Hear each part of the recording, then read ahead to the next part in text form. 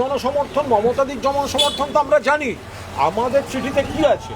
আমাদের চিঠিতে বলা আছে প্রত্যেক বছর যেরম হয় সেরমই মানুষ আসবেন। তো ওদিকে গেছে কোনো একটা বাধ্যবাধকতায়, কিন্তু মনটা তার সঙ্গে গেছেন কিনা কোনো গ্যারান্টি নেই। তার কারণ মদন মিত্রের স্ত্রী এবং বাড়ির লোক পুত্রদের যেভাবে নোটিশ করা হয়েছে বলে গতকালও আমরা সবাই জানি। ফলে এই বিষয়টা হচ্ছে যে কোনো ব্যক্তি যিনি মমতা বন্দ্যোপাধ্যায়ের সঙ্গে থাকছেন তাকে চাপ দিয়ে নরম করতে না পেরে তার স্ত্রী পুত্রদেরও যারা নোটিশ পাঠিয়ে দলবদলের চেষ্টা করায় তারা কাপুরুষ, জাস্ট তারা কাপুরুষ। মদন মিত্র তিনি দীর্ঘদিনের নেতা, তিনি সেই চাপটা নিতে পারেননি। তার বাড়িতে যদি তার স্ত্রীকে এবং তার পুত্রদেরকে নোটিশ পাঠানো হয়েছে, তো এটা তো কাল আপনারা সবাই খবর করেছেন, দেখেছেন। আমাদের কাছেও মানে মদনদা যে সেই কারণে খুব ডিস্টার্বড আছেন সেগুলো তার সমস্ত রকমই আমাদের কাছে বিষয়টা আমরা রয়েছে বা আমরা জানি। ফলে এবার তাকে চাপ দিয়ে এটা এই রাজনীতিটা কোন জায়গায় যাচ্ছে, যে মদনদার মনের কথাটা কি সেটা তো আপনারা কদিন আগেই দেখেছেন। মদনদার রেপিস্ট কাকে বলেছেন, মদনদা বেঈমান কাদের বলেছেন তো দেখেছেন। এখন মদন মিত্রকে তাদের সঙ্গে বসে হাতে হাত মিলিয়ে ছবি তুলতে হচ্ছে, তার মাঝখানে দেখা যাচ্ছে যে তার স্ত্রী এবং ছেলেদের কাছে নোটিশ পাঠানো। এবার কেউ সেই চাপটা নিতে পারছেন, কেউ সেই চাপটা নিতে পারছেন না। মদন মিত্র সেই চাপটা নিতে পারেননি, ফলে তিনি যেগুলো বলছেন সেগুলো তো স্ক্রিপ্টেড। ওদের এক ছাত্র চেয়ারম্যান না কে কী হয়েছে ওকে জিজ্ঞেস করবেন। দুদিন আগে একটা ইন্টারভিউ দিয়েছিলেন, তাতে কোথাও বোধহয় আমার সম্পর্কে একটু তার ব্যক্তিগত দুর্বলতা প্রকাশ পেয়েছিল। তো রাত্রি 3টের সময় কোনো এক চাটন তাকে ফোন করে বলেছে যে না, কোনো দুর্বলতা রাখা যাবে না, কুণাল ঘোষকে অ্যাটাক করতে হবে। ফলে আবার তাকে নতুন করে ভিডিও করে আমাকে অ্যাটাক করতে হয়েছে। তো তিনি আমায় সব জানিয়ে দিয়েছেন। এদের কী বলবো, যে এইভাবে যদি কাউকে পুলিশ দিয়ে, কাউকে সেন্ট্রাল এজেন্সি দিয়ে, কাউকে বাড়ির লোককে সামান করিয়ে যদি চাপ দিয়ে কেউ শিবির বদল করাতে যায়, তো ফলে এটা বাংলার মানুষ দেখছেন, তৃণমূল কংগ্রেসের কর্মীরা দেখছেন, আরও এক কাট্টা হচ্ছেন তৃণমূল কংগ্রেসের কর্মীরা। মমতা বন্দ্যোপাধ্যায়ের নেতৃত্বে সর্বভারতীয় তৃণমূল কংগ্রেস লড়ছে এবং লড়বে। মদনদা ছিলেন আমাদের সঙ্গে, মদনদা গেছেন, আমরা দেখেছি। কিন্তু মদনদা কেন গেছেন সেটা তো গতকাল গোটা মিডিয়া দেখিয়েছে, যে তার বাড়ির লোককে পর্যন্ত কিভাবে নোটিশ তলব, সেই চাপটা তিনি হয়তো নিতে পারেননি।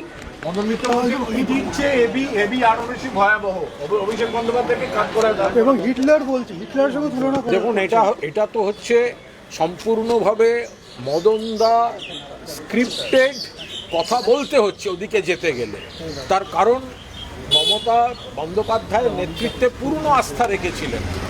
মদনদা দুদিন আগে রেপিস্ট কাকে বলেছেন, আপনাদের কাছে বাইট আছে, আপনারা দেখুন মদনদা রেপিস্ট কাকে বলেছেন, গদ্দার কাদের বলেছেন। মদনদাকে যেতে হয়েছে কারণ মদনদাকে বাগে আনতে এ তো ফ্যামিলিকে গান পয়েন্টে রাখছে। এটা কোনো পলিটিক্স, সঙ্গে লোক নেই, জোর নেই।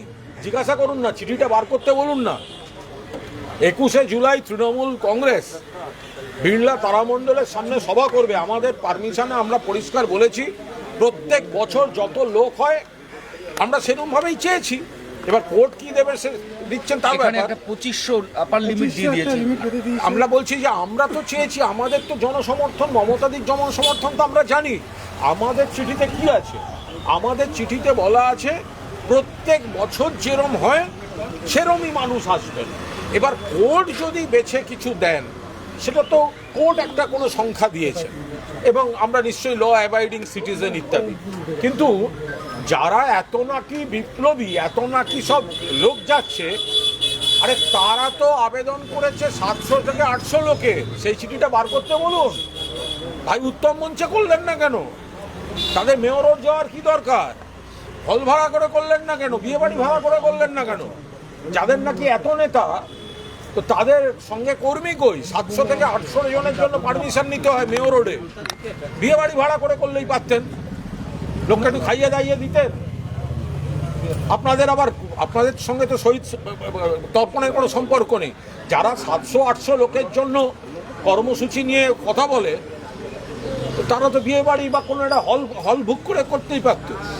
শিবির বদলানোর তালিকায় অনুব্রত মণ্ডল, তিনিও আজকে গোলপার্কে মিটিংয়ে গিয়ে ঋতব্রত শিবিরের অফিসিয়ালসদের সঙ্গে মিটিং করছেন, দেখা করছেন।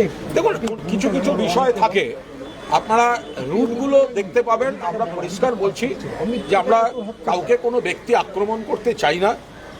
কিছু কিছু ক্ষেত্রে সেন্ট্রাল এজেন্সি কাউকে পর্যুদস্ত করছে, বা সেন্ট্রাল এজেন্সি, পুলিশ, সিআইডি নানাভাবে চিঠি, তলব, এবং সেক্ষেত্রে কেউ যদি মনে করেন যে তিনি তার ঘনিষ্ঠ মহল বা তার ব্যক্তিগত স্বার্থে যদি আপাতত বিজেপির বি টিমে গিয়ে নাম লেখান, তো তাহলে হয়তো যদি তারা একটু ছাড় পেতে পারেন, সেটা ব্যক্তিগত তাদের উপলব্ধি। কিন্তু কেন হচ্ছে এটা আপনারা সবাই চোখের সামনে দেখতে পাচ্ছেন। গতকাল মদন মিত্রের বাড়ির লোককে তলব, আর আজ রাত্রে থেকে আজ মদন মিত্র তিনি যেতে বাধ্য হচ্ছেন। আমি আবার বলছি, বাড়ির লোককে গান পয়েন্টে রেখে যদি কেউ বিপদে রেখে কেউ দলবদলে চাপ দেয়, সেক্ষেত্রে তো সেটা সবাই দেখতে পাচ্ছেন মন থেকে তারা কত কি করছেন না করছেন। কিছু কিছু খেলার রেজাল্ট না সঙ্গে সঙ্গে বেরোয় না, একটু সময়ের জন্য অপেক্ষা করতে হয়। এগুলো সমস্ত সময়ের সঙ্গে এর ফলাফল আপনারা দেখতে পাবেন। কুণালদা, 21শে জুলাই 2500 বেঁধে দেওয়া নিয়ে ঋতব্রত শিবির বলছে এতে মমতা বন্দ্যোপাধ্যায়ের মুখ রক্ষা হলো, মানে তার বেশি লোক আসার সম্ভাবনা নেই। দেখুন, আমরা তো যারা বলছে তারা তো নিজেরা 700 থেকে 800 চেয়েছে। 700 থেকে যারা 800 চেয়েছে তাদের আবার বড় বড় কথা বলার কি আছে? তৃণমূল কংগ্রেস যেটা আবেদন করেছে তাতে খুব স্পষ্টভাবে লেখা আছে প্রতিবারের মতোই মানুষ আসবেন। এবার কোর্ট কি দিচ্ছেন সেটা তো কোর্টের বিষয়। কোর্টের কাছে তো আমরা বলিনি, আমরা তো লিখিতভাবে দিয়েছি যে প্রত্যেক বছর যত মানুষ আসবেন এবারও তত মানুষের জন্যই আমরা আবেদন করেছি। এবার কোর্ট যদি সেখানে একটা নির্দিষ্ট সংখ্যা দিয়ে দেন, সেটা তো কোর্টের বিষয়। তো তার সঙ্গে এদের কি সম্পর্ক? এদের তো যাদের পুলিশ নামিয়ে সংগঠন করতে হয়, যাদের সেন্ট্রাল ইডি দিয়ে কারো স্ত্রীকে সামান পাঠিয়ে তাকে নিজেদের শিবিরে ডাকতে হয়, তাদের আবার বড় বড় কথা। চাটন শিবিরের আবার বড় বড় কথা। একটা রেপ কেসের আসামি, শ্লীলতাহানি রেপ কেসের আসামি, ব্যাংক ট্রানজাকশন আছে, ও তো অ্যারেস্ট হওয়া উচিত।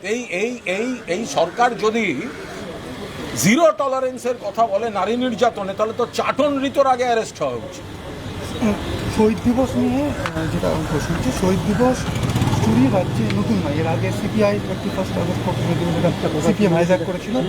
যেটা বলা হচ্ছে যে কংগ্রেসের সময় যেটা সেটা তৃণমূল বড় করে। যারা এইসব বেশি কথা বলছে তাদের সঙ্গে শহীদ দিবসের কোনো সম্পর্ক নেই। শহীদ দিবসের ইতিহাস পর্যন্ত জানেন।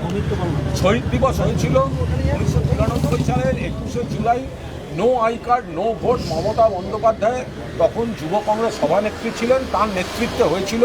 সিপিএমের হারমাদ এবং পুলিশ 14 জনকে গুলি করে মারে, মমতা ব্যানার্জিকে খুনের চেষ্টা হয়, পাশাপাশি 100 জনের বেশি আহত হয়েছিলেন। সেই শহীদ দিবস পালিত হয়। মমতা বন্দ্যোপাধ্যায় যতদিন কংগ্রেসে ছিলেন ততদিন যুব কংগ্রেসের ব্যানারেই হয়েছে।